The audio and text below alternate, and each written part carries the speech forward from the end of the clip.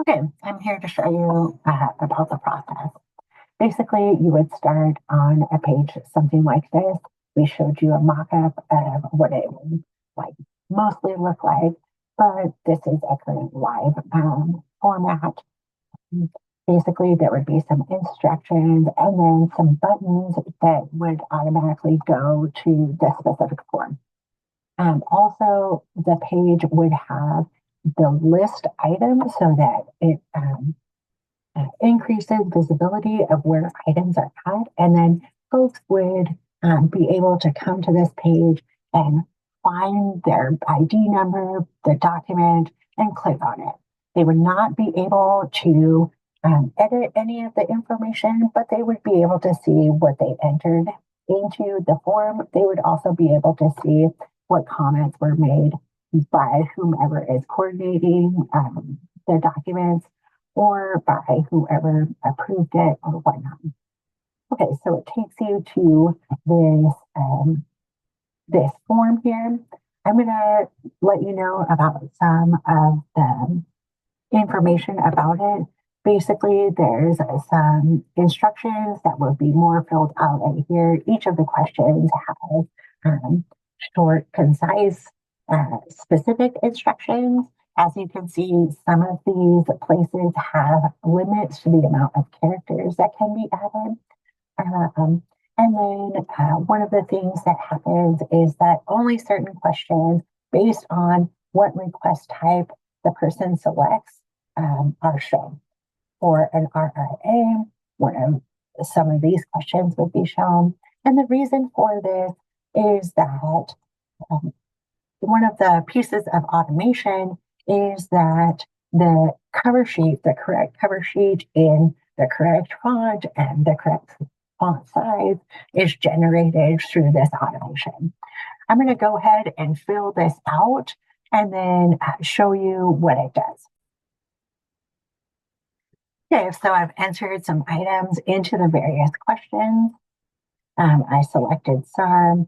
These are questions that are related to the cover sheet.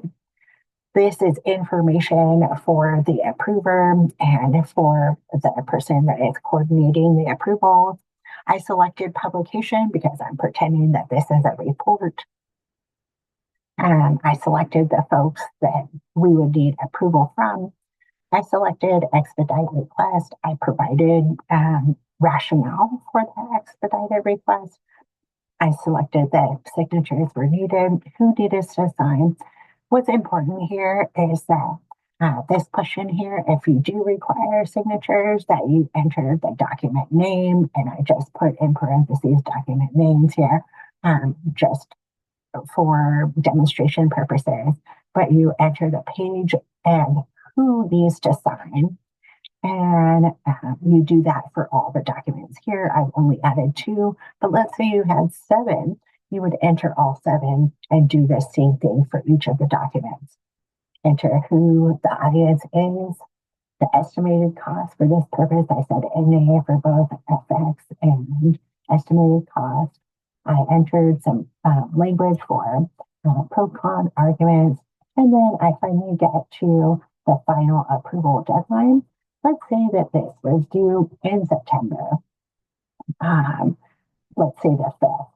I'm going to go back a week and say that it's due on this date. This is when you need the documents back to you. In this area, you would provide specific instructions for this request. For example, you need translation into Spanish for some reason. Then you go and upload all the relevant documents. Each of these questions allows for 10 documents of 1 gigabyte per document of these specific file types. For demonstration purposes, I'm going to go ahead and upload a few files, pretend that I did all 10 here, and then add a few more just to show that it is allowable. Okay, one of the things that happens after all the items are submitted and then added is that an email shows up for the submitter. The submitter receives information about the ID, the name that they put of the request title is there, and then information about their submission. Once that SharePoint page is created, then a link to the SharePoint page will show up here. One of the next things that occurs is that a SharePoint list item is created. The reason for the SharePoint list creation is automatic creation is because our coordinators were spending quite a bit of time doing a lot of data entry. This process automates that.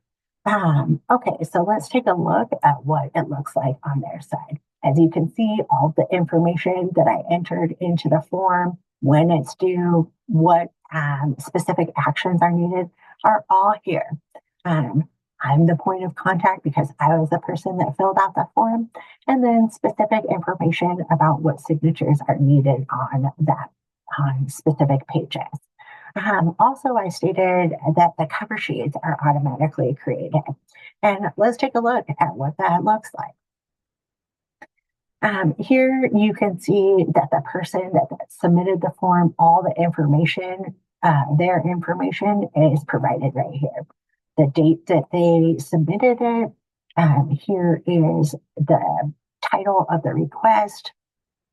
Here's all the relevant information. This is the back, the request summary. Here's the time factor. It specifically states to expedite, when by, and here's the reason. Here's some background. Here's some pro summary arguments. And of course, we didn't enter anything except NA into these specific spots. Okay, one of the next things that occurs is that the person that is shepherding the item through the process receives an automated email. They receive a link to the item. They also receive some information about the requester, their email, and then some information about that request summary. They also have some instructions that they need to take care of, which is check the boxes, for request signature or whatever is relevant for that particular cover sheet. Lastly, a email is generated to the person that will be approving. So that is who it's assigned to. When this rolls out, it will be either Adrian or James, Watt, or both. So the email will go to one of them or both of them, and this is what it looks like. It has a link as well to the specific item. Once they review all the item, they would follow this link, and then they would edit the item to say the status is that it's approved by CID. Once that status is changed and they select save, we have an automation that would provide an automatic email to the individual that is coordinating the item saying that this particular item has been approved by CID. Also, an automated email can also be sent to the submitter with the same information.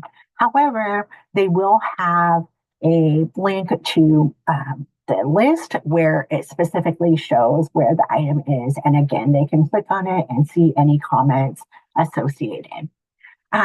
Also, the approver receives a link to the document folder that is automatically created with the same naming convention of the ID and the the request title. It also has all of the items that were uploaded there. There is a lot more that can occur with automation, but this is what we're starting with. And then one of the things that requires human intervention is that the individual that is shepherding the item through the process, again, this is a SAR, basically once it is approved by CID, then it would have to be uploaded to approve it. We are currently hoping to get permissions to automate that process as well. But for the time being, basically, those coordinators would have to upload it to approve it. Then they would come back to this list, add the approve it ID number, and then also change that status to whatever is appropriate. Like it's currently with, the director's office. Once the director's office approves and they monitor, approve it, and see that it is approved by the director's office, they would select this. This is important because that list will automatically update, the status. Also, again, they could open up the item and see any associated comments for their particular document.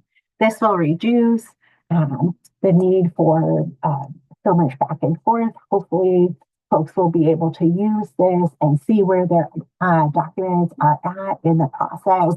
Also, it reduces the data entry on the part of the individuals that are shepherding it through the process. Plus, there's automation of the emails that allow for regular updates about where the items are at. If you have any questions, please let me know. We definitely can do more automation and automate it down to the branch level if we so choose. But that we're just starting at the CID level for the time being. We'll get some feedback and then possibly add more to the automation if CID branch chiefs and division chiefs thinks it would be useful for them. Thank you so much and have a great day.